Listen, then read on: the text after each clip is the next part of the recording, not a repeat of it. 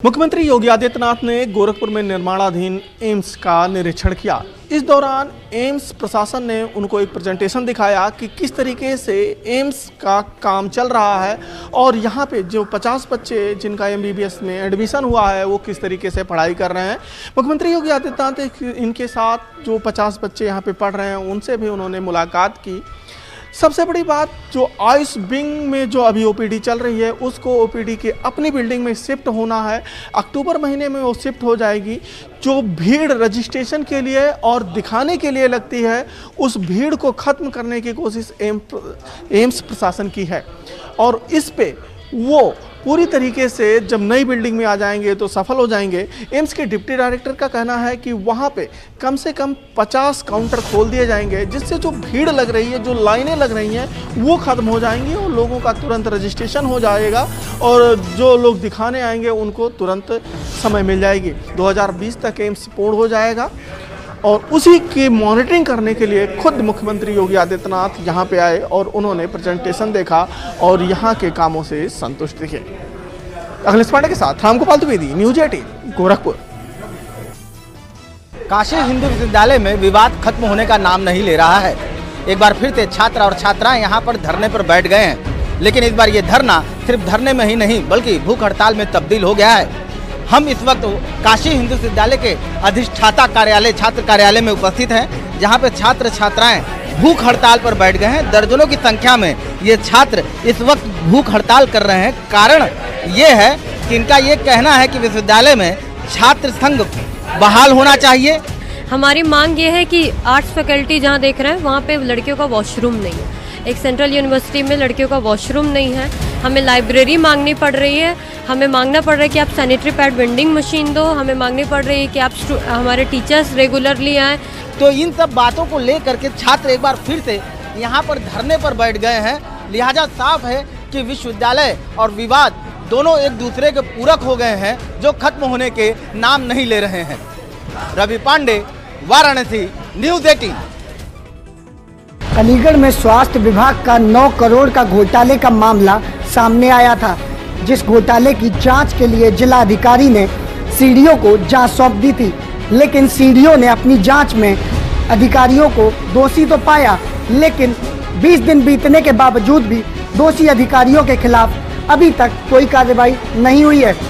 जिस मामले में पूरे मामले की जानकारी शासन को विधायक दलवीर सिंह ने यहाँ से अवगत कराई थी, लेकिन शासन स्तर से भी अभी तक दोषी भ्रष्ट अधिकारियों के खिलाफ अभी तक कोई कार्रवाई नहीं हुई है। सचिव स्वास्थ्य से भी बात करूंगा। इस संबंध में ये प्रकरण बहुत गंभीर है और इसमें निश्चित कार्रवाई होगी। जो दोषी लोग होंगे उनके खिलाफ सख्त कार्रवाई होगी। देखना ये होगा कि आखिर भ्रष्ट और दोषी अधिकारियों के खिलाफ किस तरीके की कार्रवाई की जाएगी, या स्वास्थ्य विभाग किसी से डरने का नाम ही नहीं लेगा। प्रशांत कुमार, नेटवर्क 18। नोएडा पुलिस ने एक ऐसे हत्याकांड का खुलासा किया जिसमें खुलासे के बाद पुलिस के भी होश उड़ गए। 8 सितंबर की रात को पुलिस को एक डेड बॉडी मिली थी नोएडा के एक्सप्रेसवे कोतवाली क्षेत्र में, जिसको गाड़ी से करीब 3 बार कुचल के मारा गया था। हालांकि पुलिस जब विवेचना कर रही थी उसके बाद कई चौंकाने वाले तथ्य सामने आए। पुलिस जब इन्वेस्टिगेशन करती है तो उसकी पहचान ऋषि सिंह नाम के युवक के रूप में होती है। ऋषि सिंह के जो साथी हैं वो करीब 7 साथियों ने मिलकर उसकी हत्या की थी। पूरा मामला MBBS में दाखिले के नाम का है। टोटल इसमें 7 लोगों के द्वारा ये हत्या को कारित करना और उसे प्लान करना प्रकाश में आया है, जिनमें से 3 की गिरफ्तारी हो गई है। MBBS में दाखिले के नाम पर करीब करोड़ों रुपए कमाए गए थे। पुलिस जब इसकी तह तक पहुंची तो करीब 3 लोगों की गिरफ्तारी हुई। गिरफ्तार आरोपियों ने बताया कि किस तरह से उनका जो साथी था ऋषि सिंह, उसकी हत्या का प्लान बनाया गया था। काफ़ी पैसा कमाने के बाद नोएडा सेक्टर 4 में एक ऑफिस खोला गया और उसके बाद ये प्लानिंग की गई। पहले ऋषि को खूब शराब पिलाई जाती है, उसके बाद में उसको शराब परोसा जाता है, जिसके बाद उसको ले जाकर एक्सप्रेसवे इलाके में हत्या कर दी जाती है। पूरा मामला जब खुला तो चौंकाने वाले कई राज सामने आए।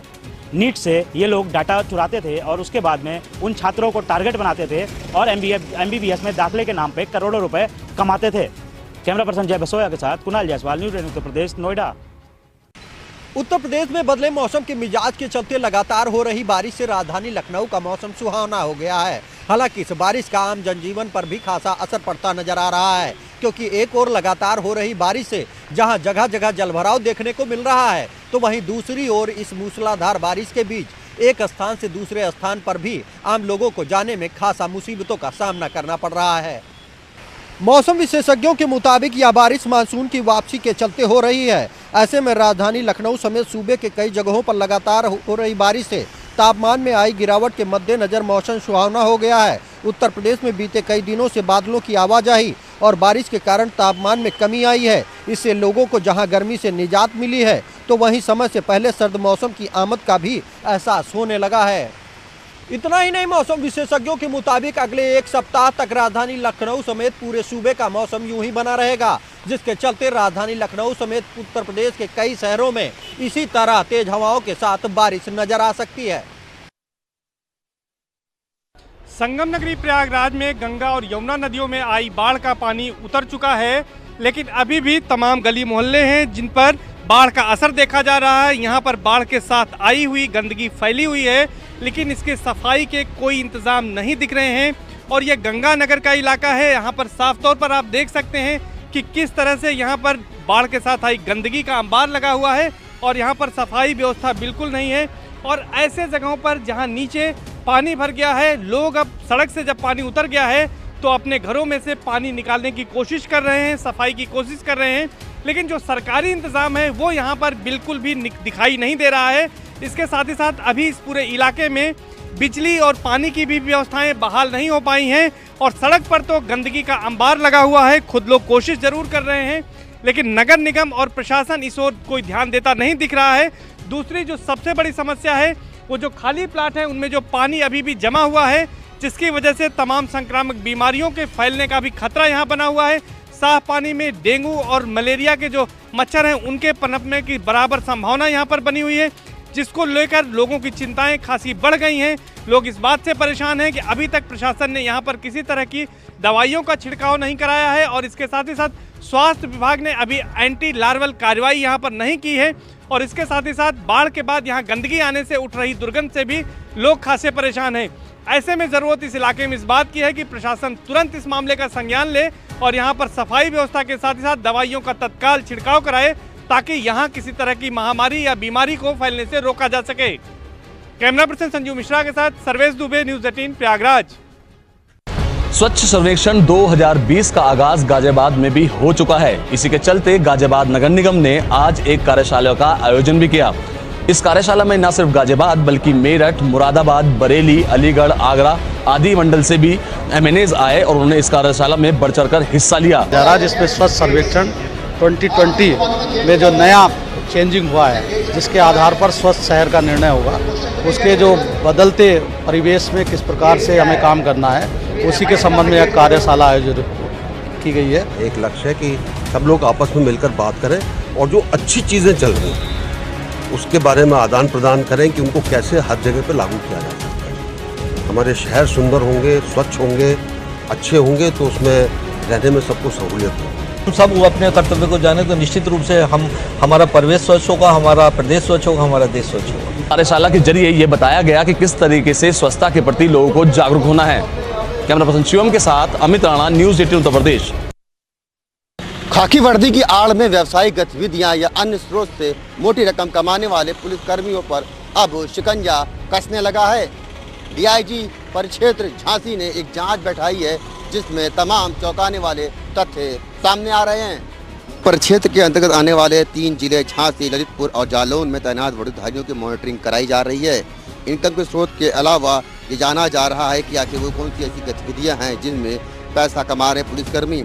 अफसरों का मानना है कि वर्दीधारियों द्वारा सीधे तौर पर व्यापारिक गतिविधि जुड़े होने का लाभ नहीं लिया जा सकता है। ऐसे में तमाम ऐसे पुलिसकर्मी हैं जिनकी सूचना मिली है। फिलहाल DIG के आदेश के बाद जांच जारी है और जांच बेहद गोपनीय तरीके से हो रही है। निर्देश है शासन के और मुख्यालय पुलिस महानिदेशक के, उसका हमको पालन करना है।